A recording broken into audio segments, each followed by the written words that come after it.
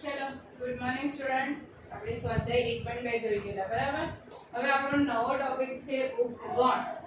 શું છે નવો ટોપિક? ઉપગણ. ઉપગણ એટલે શું? જો ગણ એનો પ્રત્યેક ઘટક સમજો. જો એ ગણ એનો પ્રત્યેક ઘટક એ ગણ બી નો પણ ઘટક હોય પણ તો ગણ એને ગણ બી નો ઉપગણ કહે છે. શું કહે છે? ગણ એનો પ્રત્યેક ઘટક એ ગણ બી નો પણ ઘટક હોય તો ગણ એને બી નો ઉપગણ કહેવાય. એને સંકેતમાં સબસેટ તરીકે લખવામાં આવે છે અને શું કહેવાય? સબસેટ. શું કહેવાય ઇંગ્લિશમાં? સબસેટ. બરાબર. સંકેતમાં a subset of b કહેવાય. શું કહેવાય? a subset of b. a A b નો ઉપગણ છે. a એ b નો ઉપગણ છે. એનો મતલબ શું? કે એના દરેકે દરેક સભ્યો એ b ની અંદર પણ આવેલા હોવા જોઈએ. તો a એ b નો ઉપગણ કહેવાય. બરાબર. આપણે ઉદાહરણથી સમજીએ. એ તમને a બરાબર આપ્યું છે 2 4 અને 6. b બરાબર આપ્યો છે 2 4 6 8 અને 10. બરાબર. હવે એવું પૂછે છે કે a એ b નો ઉપગણ છે કે નહીં એવો પ્રશ્ન છે તમારો. a અને b આપેલો છે અને a એ b નો ઉપગણ છે કે નહીં એવો પ્રશ્ન છે. બરાબર. હવે એની અંદર શું છે? 2 4 6. એના પ્રત્યેક ઘટક b ની અંદર છે. 2 4 6 હા છે. બધા જ ઘટકો b ની અંદર છે. બરાબર. તો શું કહેવાય? a એ b નો ઉપગણ છે. શું કહેવાય? a એ b નો ઉપગણ છે. અને તો b ને શું કહેવાશે? બોલો. તો b ને અધિગણ કહેવાશે. શું કહેવાય? અધિગણ. b એ a નો અધિ એટલે વધારાનો ગણ છે. વધારો. એમાં જેટલા સભ્યો છે ને એનાથી b ની અંદર વધારે સભ્યો છે. બરાબર. એમાં જેટલા સભ્યો આવેલા છે એ તો છે અને b ની અંદર તેનાથી પણ વધારે સભ્યો આવેલા છે. માટે b ને a નો અધિગણ કહેવાય. શું કહેવાય? b ને a નો અધિગણ કહેવાય. હવે કેમ કહેવાય? કારણ કે b ની અંદર a ના અંદરના પણ ઘટકો છે અને એનાથી વધારેના પણ ઘટક છે. અધિ એટલે વધારે. બરાબર. b ને a નો અધિગણ કહેવાય અને b ને a નો અધિગણ કહેવાય અને a ને b નો ઉપગણ કહેવાય. બરાબર. ક્લિયર? એને શું લખાશે? a ને b નો ઉપગણ કહેવાય. બરાબર. ઉપગણ ખબર પડી? ઉપગણ એટલે શું? કે એના બધા જ ઘટકો એ b ની અંદર પણ આવેલા હોવા જોઈએ તો એને b નો ઉપગણ કહેવાય. ઈઝી છે. રાઈટ. એને સંકેતમાં શું કહેવાય? a સબસેટ b એટલે a ઉપગણ b. બરાબર. હવે એક નોંધ કરીશું. શું નોંધ કરીશું? કે પ્રત્યેક ગણ એ પોતાનો ઉપગણ છે.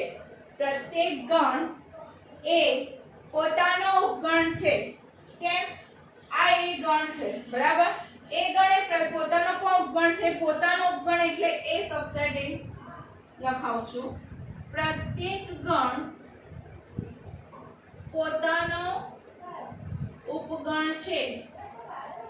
એનો મતલબ એ સબસેટ એ એની અંદર જે ઘટકો છે એટલા જ ઘટકો એની અંદર છે એવું તો કહેવાય ને. બરાબર.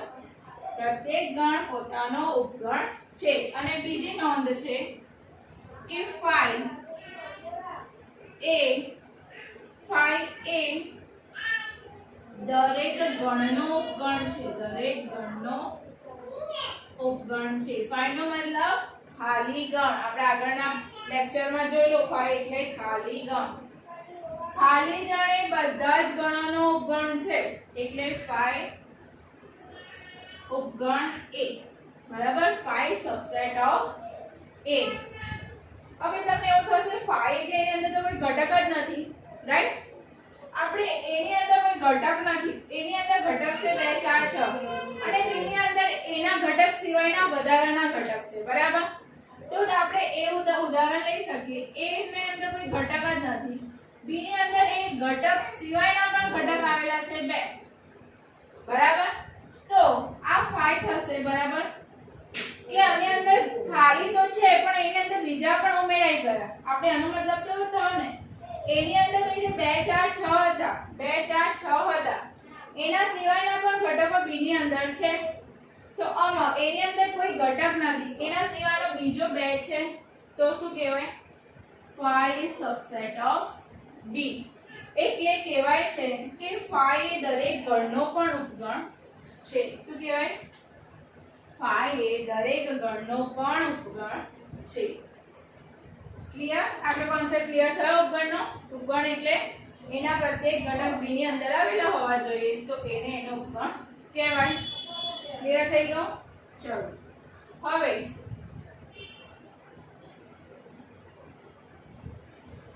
આપણે n z q અને r ની વાત કરીએ.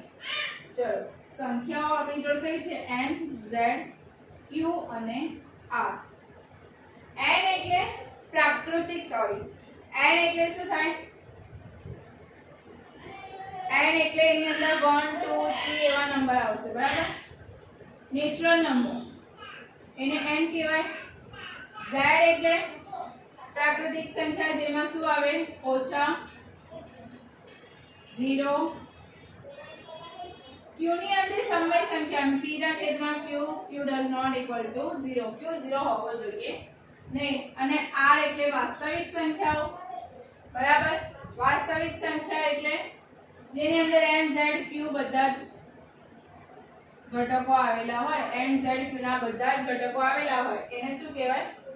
રિયલ નંબર એટલે વાસ્તવિક સંખ્યા, બરાબર? હવે n ની અંદર 1 2 3 up to infinity, right?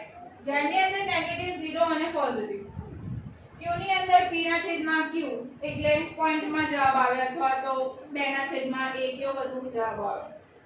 r એટલે n z એટલે બધા જ સંખ્યાઓ r ની અંદર આવે છે.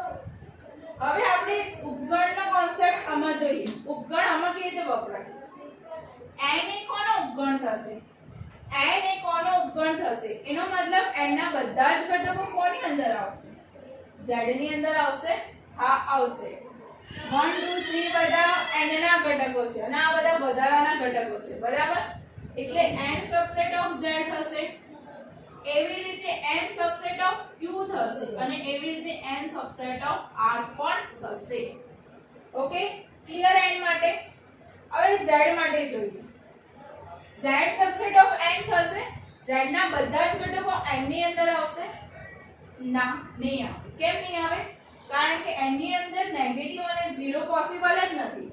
એટલે નેગેટિવ અને 0 તો અંદર આવે જ નહીં, બરાબર? એટલે z એ n નો સબસેટ તો નહીં થવાનો. z એ q નો સબસેટ થશે? હા, થશે. કારણ કે q ની અંદર નેગેટિવ પણ આવશે, પોઈન્ટમાં પણ જવાબ આવશે, 0 પણ આવશે. 0 ના છેદમાં 1 ગણો તો 0 કહી શકાય, બરાબર? એવી રીતે 1 2 3 પોઝિટિવ પણ નંબર આવશે.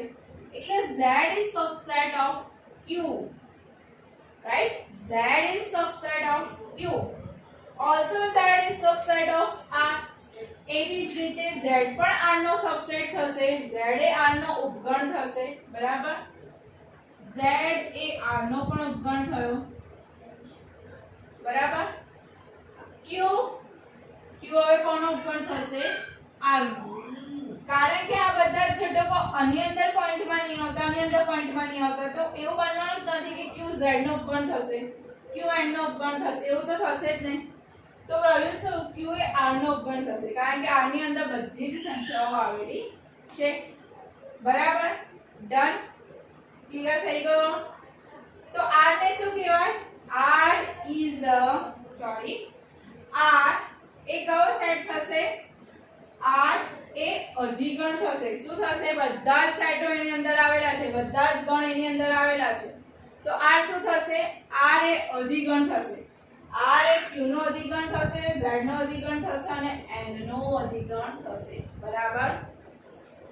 ચાલો હવે આપણે આગળ બીજા ટોપિક પર વાત કરીએ. ઉપગણનો ટોપિક ખબર પડી ગઈ. ઉપગણ એટલે શું? બે સેટ આપ્યા હશે, બે ગણ આપ્યા હશે. એક ગણનો પ્રત્યેક ઘટક એ ગણ બીનો પણ ઘટક હોય તો એને એનો ઉપગણ કહેવાય. બરાબર? એને સંકેતમાં સબસેટ વડે દર્શાવવામાં આવે છે. બરાબર, ખબર પડી ગઈ. હવે આપણે બીજો ટોપિક લઈએ.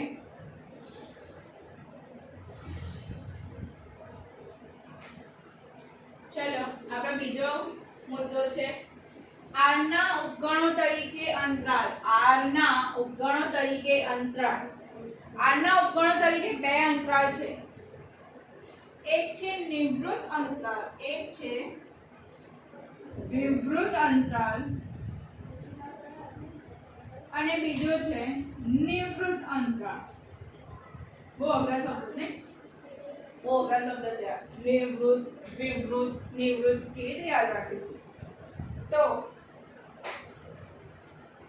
વિવૃત અંતરાલને કહેવાય ઓપન એટલે ખુલ્લો. નિવૃત્ત અંતરાલ એટલે ક્લોઝ. અંતરાલને ઇંગ્લિશમાં કહેવાય ઇન્ટરવલ. અંતરાલને ઇંગ્લિશમાં શું કહેવાય? ઇન્ટરવલ્સ. બરાબર? વિવૃત અંતરાલ એટલે ઓપન અને નિવૃત્ત અંતરાલ એટલે ક્લોઝ. ક્લોઝ એટલે તમારે હશે ચોરસ કૌંસ. કેવો કૌંસ હશે? ચોરસ કૌંસ. અને ઓપન અંતરાલ એટલે તમારો કૌંસ હશે નાનો કૌંસ. કહીએ ને મોટો કૌંસ ને નાનો કૌંસ કહેતા હતા ને આપણે, એ નાનો કૌંસ ના મોટો કૌંસ. બરાબર? નાનો કૌંસ એટલે ઓપન. શું યાદ રાખવાનું? નાનો કૌંસ એટલે ઓપન, ઓપન એટલે વિવૃત. બરાબર? ક્લોઝ એટલે ચોરસ, ક્લોઝ એટલે મોટો કૌંસ, મોટો કૌંસ હોય એટલે નિવૃત્ત. ક્લોઝ થઈ જાય એટલે આપણે નિવૃત્ત થઈ ગયા હોમ નહીં, એવું નહીં, સોરી. ક્લોઝ એટલે મોટો બ્રેકેટ, મોટા થઈ જાય એટલે આપણે નિવૃત્ત થઈ જવાનું. એવી રીતે યાદ રાખવાનું. મોટો કૌંસ હોય તો નિવૃત્ત, નાનો કૌંસ હોય તો વિવૃત્ત. બરાબર? હવે એના ચાર પ્રકાર છે. કેટલા પ્રકાર છે? ચાર પ્રકાર છે.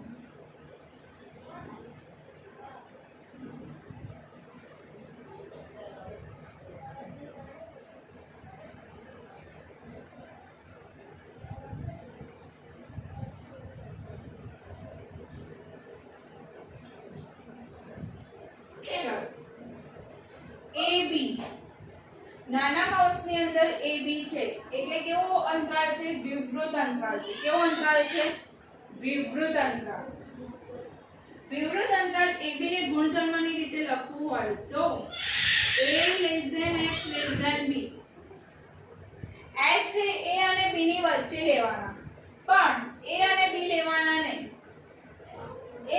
બીજી વાત યાદ રાખો કે જ્યાં ક્લોઝ એટલે મોટો બ્રેકેટ આવી જાય તો એ વસ્તુ લેવાની, જ્યાં નાનો બ્રેકેટ હોય એ લેવાનું નહીં. જેને નાનો કૌંસ હોય એ વસ્તુ લેવાની નહીં, એ એલિમેન્ટ લેવાનો નહીં. જેને મોટો કૌંસ હોય એ એલિમેન્ટ આપણે લેવાનો. બરાબર? અહીંયા બંને નાના નાના કૌંસ છે. નાના કૌંસ હોય એટલે A અને B લેવાના નહીં. એની વચ્ચેના જ ખાલી પદ આવશે. એના વચ્ચેના જેટલા બિંદુ આવે એ આવે. અહીંયા છે A અને અહીંયા છે B. તો A B ની વચ્ચે જેટલી સંખ્યા છે બધી x ની અંદર આવે, પણ A ના આવે અને B ના આવે. બરાબર? ક્લિયર? યાદ રાખજો, નાનો કૌંસ હોય તો વસ્તુ નહીં લેવાની. સોરી, નાનો કૌંસ હોય તો A લઈ લેવાનું, A અને B જેની અંદર નાનો કૌંસ આવેલો એ વસ્તુ નહીં લેવાની. અને મોટો કૌંસ હોય તો A અથવા B જેની જગ્યાએ મોટો કૌંસ હોય તો એ લેવાનું. બરાબર? અહીંયા બંનેની જગ્યાએ મોટો કૌંસ છે એટલે આ નિવૃત્ત અંતરાલ છે. બરાબર? કેવો અંતરાલ છે? નિવૃત્ત અંતરાલ છે.